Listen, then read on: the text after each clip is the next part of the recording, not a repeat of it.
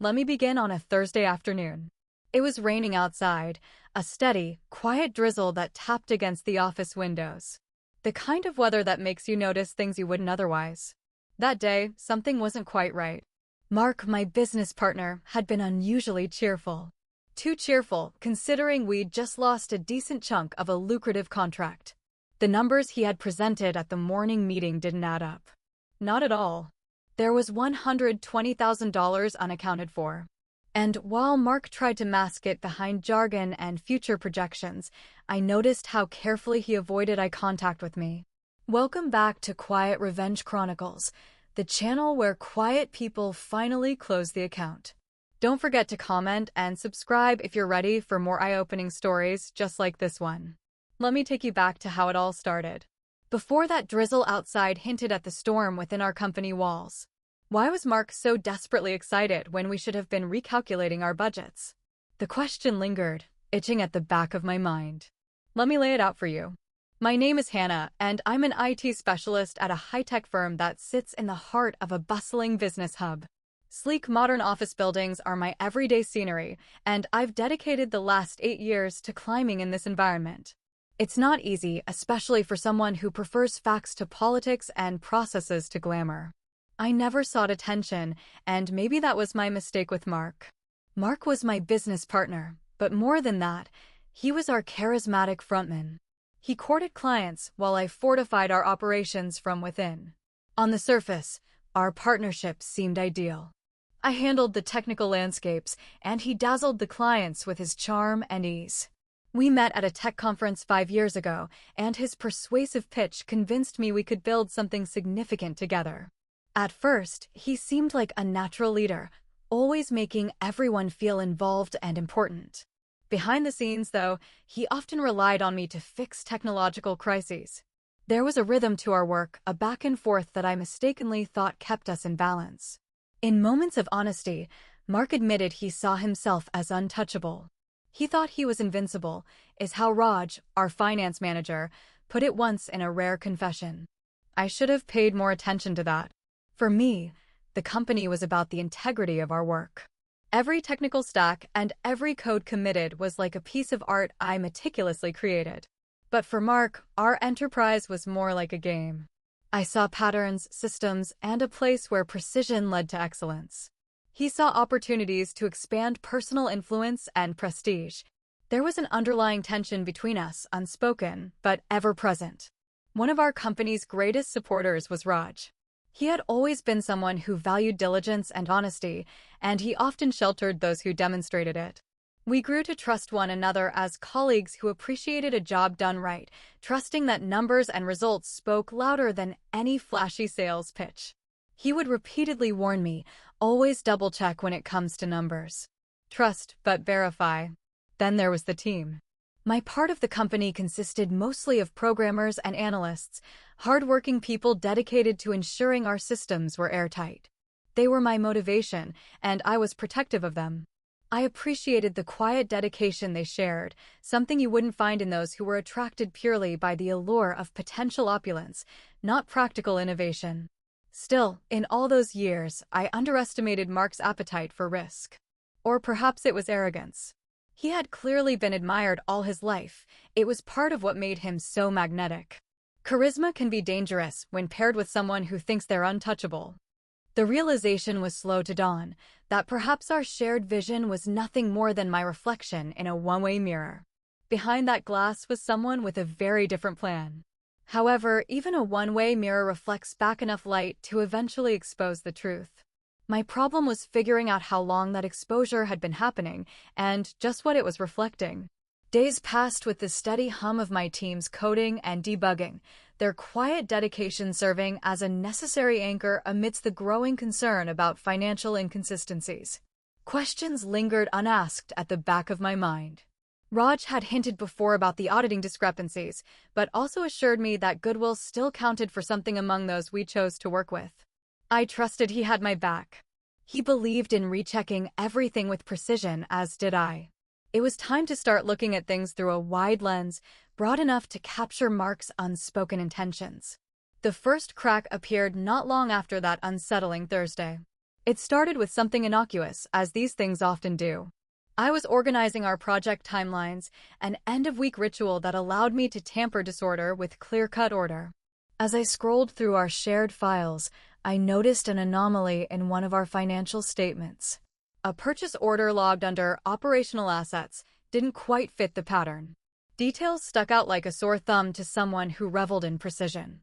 The entry was labeled for a set of high-tech equipment we hadn't discussed, with an amount uncharacteristically inflated for our needs. It was $15,000, nothing stinging enough to cripple us, but enough to shift my senses into scrutiny mode. My mind flickered to Raj's advice: trust, but verify. I didn't confront Mark immediately. Instead, I decided to test the waters. During a Monday meeting, I casually mentioned initiating Phase 2 of the budget review early. Mark's response was dismissive, a casual wave-off. "We already discussed the allocations last month, didn't we?" He changed the subject with practiced ease. But his eyes flitted away too quickly, as if they'd betray whatever thoughts ran behind them. I decided to dig deeper without ruffling feathers. With Raj's help, I reviewed recent transactions, scanning through them for any similar irregularities. I used a quiet lunchtime to visit his desk under the guise of a work query. He was sympathetic to the flash drive I handed him and the brief explanation of my unease. "I knew something was off, Hannah," Raj said later, voice a muted whisper over coffee in an empty break room that somehow added weight to his concern. He offered a knowing glance that spoke volumes beyond mere words. With Raj's access, I scanned through the transaction records in greater detail. There was a pattern. Nearly $120,000 had been moved from company projects, rerouted in fractured sums, and ultimately funneled into an unfamiliar consultancy name. I traced it, a shell entity with links to a preliminary effort to establish a luxury brand platform, one conveniently associated with Mark's passion.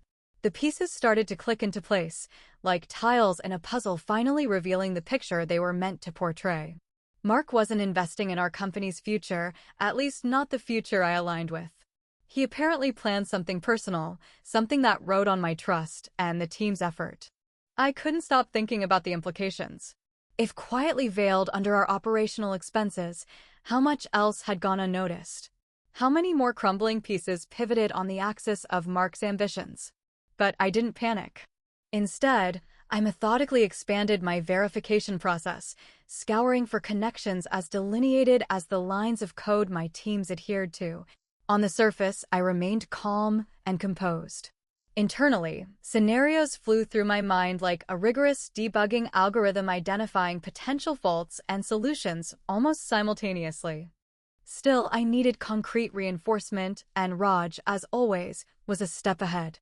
He mentioned suspicions were quietly emerging beyond our walls, trickling into conversations threading through other departments.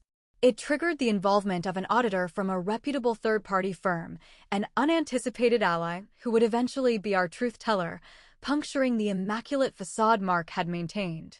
First, I needed to draw further insights from Mark without raising suspicion, observing his interactions with peripheral activities around the office. Every offhand comment I released was met with the same deflective charisma. Still, beneath the facade, I sensed an undercurrent of agitation building in him, a perceptible shift that hinted he might be aware of cracks forming in a facade he believed unbreakable. The unraveling began with silent ferocity, each concealed truth amplifying the mounting evidence for things to come. It wasn't just about finding missing dollars or misplaced loyalties anymore. It was about determining the width of the chasm I stood before, calculating how deeply it ran and how far it spread into the integrity of everything we had built together. The situation escalated quickly, with one discovery leading to another. Each new puzzle piece I unearthed seemed to connect subtly to the last, weaving a web held together by deceit rather than design. Despite the storm brewing just beneath the calm surface, Mark's demeanor remained unchanged. He continued to execute his role as if oblivious to the silent disarray his actions had stirred. It was in this period of quiet chaos that I witnessed something that made my core tremble.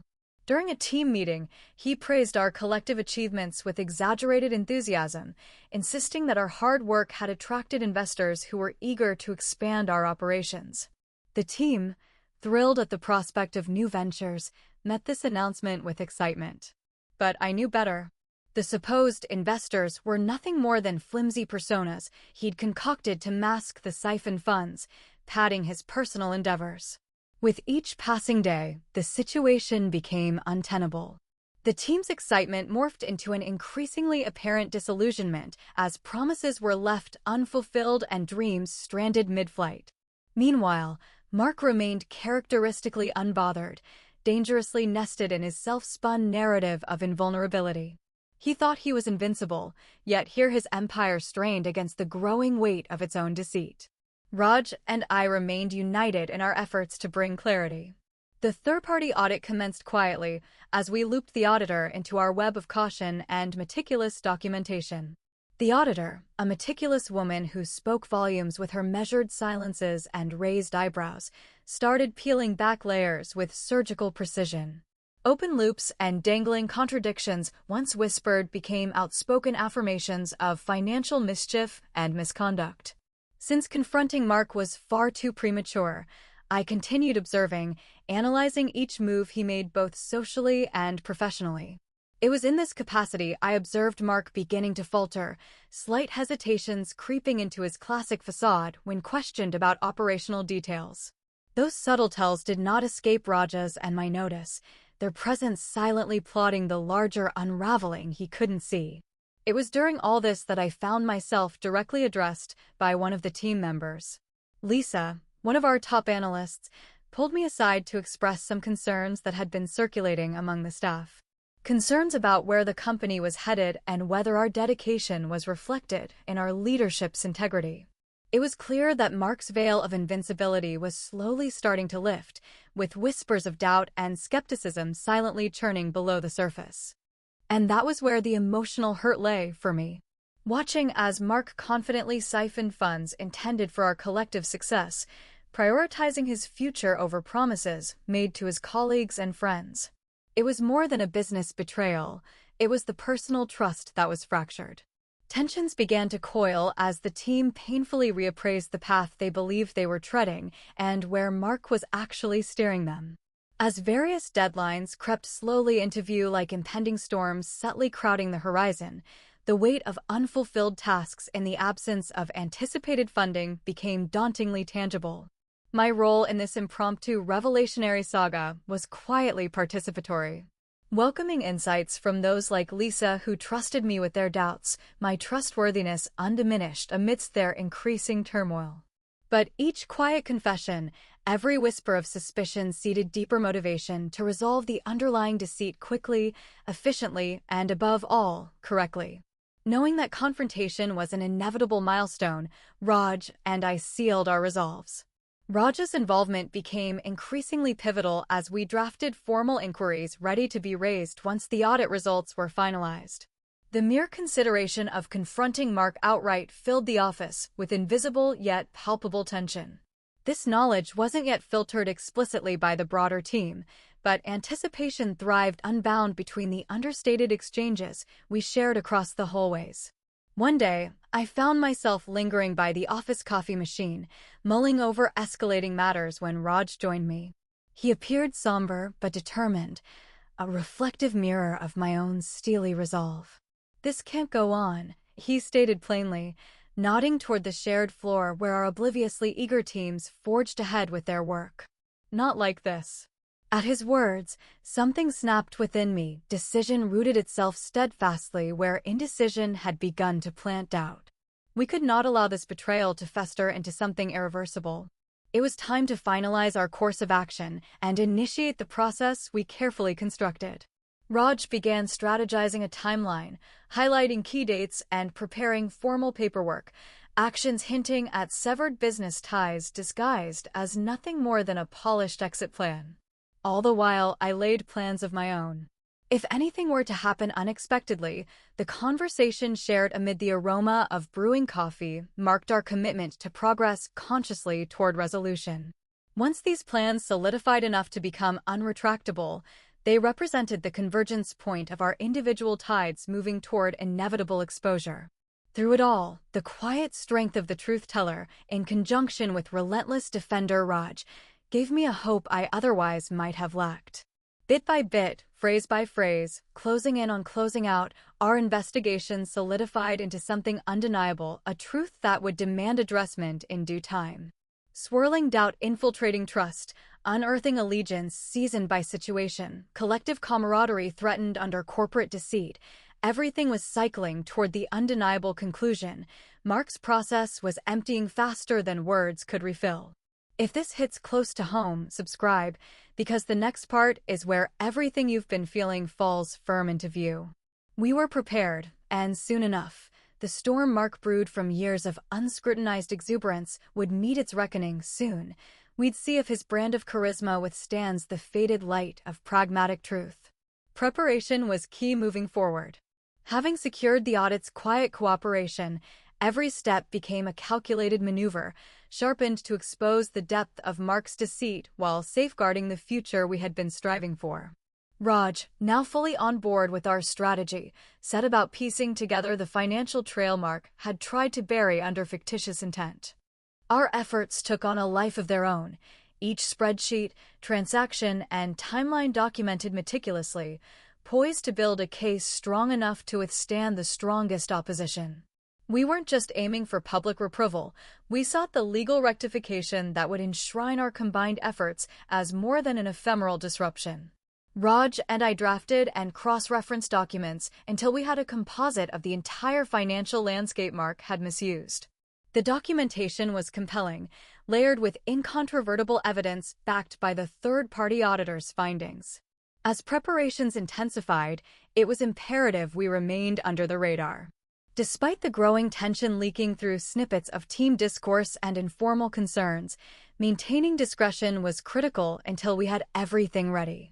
Mark still played his role without suspicion, flashing confident smiles and praising teams for achievements he knew he could exploit. The truth-teller, our auditor confidant, steadily carved through the data, unmasking layers with careful precision. Each new revelation solidified the gravity of Mark's actions, and as her evidence grew, so did the confidence in our strategy. She had begun to confide back, hinting that the integrity of our internal operations sans Mark was notable, and she found satisfaction knowing her role went beyond simple auditing. There was one close call. Mark almost stumbled upon our preparations one afternoon when he walked into the room unexpectedly. Raj and I were reviewing a chart that clearly mapped out the irregular financial flows. In an instant, Raj swiftly switched windows, engaging Mark in casual conversation while I paced out of sight, securing the information before he could peer too deeply into the screen.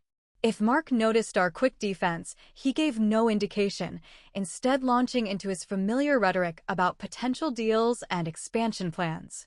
That narrowly averted slip reinforced the urgency and caution with which we needed to approach everything. We couldn't afford mistakes. Not with something this significant. Amid this organized chaos, Raj was the fortitude that steadied my resolve. We had an implicit understanding, a professional respect that transcended pre-existing roles. Under his guidance, financial transparency became more than an ideal. It was the foundation upon which justice would manifest itself against Mark's deceptions. In parallel, I continued normal operations, ensuring that our core teams remained unaffected by the brewing storm. Rakish momentum, albeit cautious, guided my engagements as the workload absorbed more hours, each precious moment inching closer to our inevitable confrontation. Outside professionals were brought in, briefed only on necessary details, transforming our quiet preparation into a robust structural challenge to Mark's imagined autonomy. Whenever a document was notarized, a transaction verified, or an account scrutinized, a step forward manifested. With each step, I found pockets of time to reassure people like Lisa that their work was valued, emboldening them to trust in a career not falsely paraded by deceptive leadership. Being aware of the truth circulating thanks to the deliberate actions of our truth-teller further emboldened morale within our ranks. More people began aligning subtly on the trajectory that would safely guide us past potential fallout, ensuring the anticipated showdown would not leave them adrift. The auditor, meanwhile, supplied pieces necessary to back our claims, equipping us for the crucial moment we grew steadily toward. Our preparation developed into a latticework of dependability, a safety net threaded through shared narratives where aggrieved silences learned to speak. Patience, our strongest ally, refined the inexorable mounting till we reached the readiness infused into each piece we'd worked tirelessly to secure. It came to mark the cyclical dedication within the rediscovered ethos that Raj quietly represented.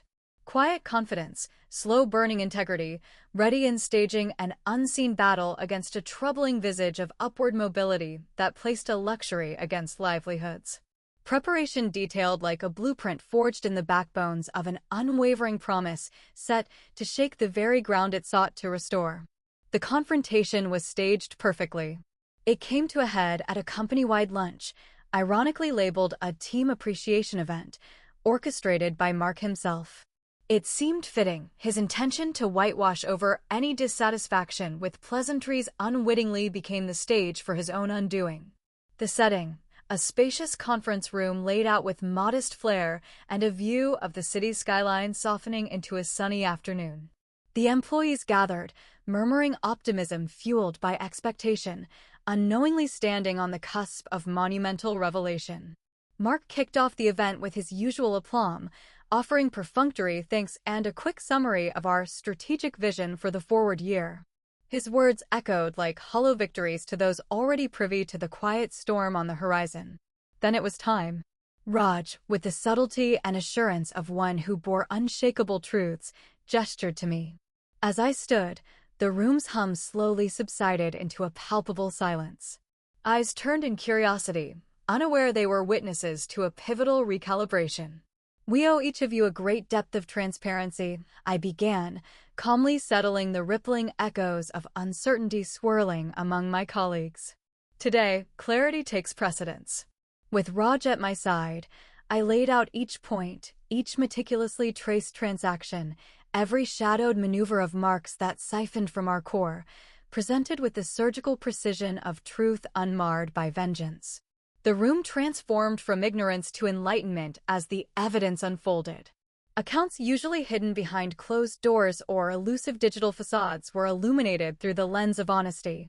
Mark's complexion shifted through shades as reality weighed against his orchestrated facade. His attempts to dismiss our claims with casual flair faltered as the auditor entered, armed with documentation that carved words into realities he could not dodge. In Mark's efforts to retort, I maintained my tone level, assured, and inflexibly honed on the truth that he thought he was invincible. His voice pitched higher, steeped in desperation unfamiliar to him yet recognized by all present. The more he floundered, the tighter the evidence wove around him. Murmured whispers from the team grew into resonant truths acknowledged by those disillusioned by his assurances previously taken as gospel. Mark's rhetoric of invincibility shattered under scrutiny. As the final report was passed out, heavy with the weight of betrayal and financially quantified deceit, Mark rose abruptly, visibly unraveling. His hands reached impotently for his phone, thumbed through emails, scrambling for something, anything, that might wrest control back into his hands. But it was too late. He hadn't just lost the room, he had tainted his very standing within the firm. Raj's role as the protector of accountability offered even-handed closure where Mark wielded none. He stormed out of the room, grasping hastily for an excuse, any excuse, throwing vague accusations our way to deflect his clear culpability. Yet, no one followed him. A company that once saw potential in shared leadership hung now on the understanding that anchors of deception could no longer hold sway. The revelation sank into the collective consciousness of the room, a necessary conclusion reinforcing respect for those with patience enough to yield the truth through a lens of studied professionalism rather than instinctive hostility. The storm Mark unknowingly initiated, scribed in his own hand, had met its final tempest. What lay thereafter was more than quiet retribution. It was the promise that integrity held a reparative power no deceit could diminish. And as the dust settled across the meeting hill called unknowingly to witness his defeat, the lesson reverberated quietly yet vividly. Actions have consequences, especially for those who hold themselves too high to anticipate the fall. Following the confrontation, it didn't take long for the corporate machine to respond to the evidence we laid out. Mark was terminated swiftly, with legal proceedings set into motion. The allegations and audits met the board with undeniable clarity, painting a picture that not even Mark's charisma could obscure. Facing potential charges for embezzlement, he became a cautionary tale amongst those who once idolized him. His once celebrated invincibility crumbled under the weight of undeniable facts. The company's leadership reshuffled to bring in trusted figures who aligned with our values, ensuring transparency and integrity paved the way forward. Raj, our steadfast ally, was promoted to a senior position within the company, his stalwart defense of principle earning him deserved recognition. Our third-party auditor, the truth-teller whose unyielding analysis pierced through the veil of deceit, continued to be a beacon of impartial justice. Her role expanded, her diligence and rigor shining as exemplary standards within the firm, reinforcing that methodical truth is a bridge to trust. Lisa and others who had confided in me found reassurance in the swift actions that followed the revelation. They remained dedicated and invigorated, their confidence renewed in core leadership willing to listen, adapt, and rebuild with unwavering clarity. Life at the office shifted towards a focus on innovation and collective success rather than individual gain. Operational transparency improved, fostering a culture where everyone's voice resonated and contributions were authentically valued. For myself, I found solace in routine simplicity. Mornings sipping coffee while reviewing pristine code in the hushed hours before most arrived. Afternoons spent strategizing transparent growth paths with Raj, the quiet resonance of collaboration guiding us forward steadily. The phrase, "he thought he was invincible," lingered as a silent reminder of what deceit had cost Mark, yet also what regained integrity had granted the rest of us. In the weeks that followed, I found myself drawn to the restorative calm of small actions, organizing finances with clearer intent, assuring fleeting doubts were confronted rather than comfortably buried. Trust was no longer an unexamined assumption, but a cultivated choice, aligned with honesty and responsibly echoed through action. And so, what began with suspicion concluded in refined ambition, leaving in its wake paths paved with deliberate transparency stronger than before. In that resolution, simplicity regained its quiet power, a power unwavering under the weight of truth. The world had not crumbled, nor had the essence of our ambitions diminished. Instead, we learned what it meant to hold ourselves accountable as stewards of truth, ensuring invincibility grounded itself not in deceptive flair, but in the steadfast knowledge and integrity shared by all.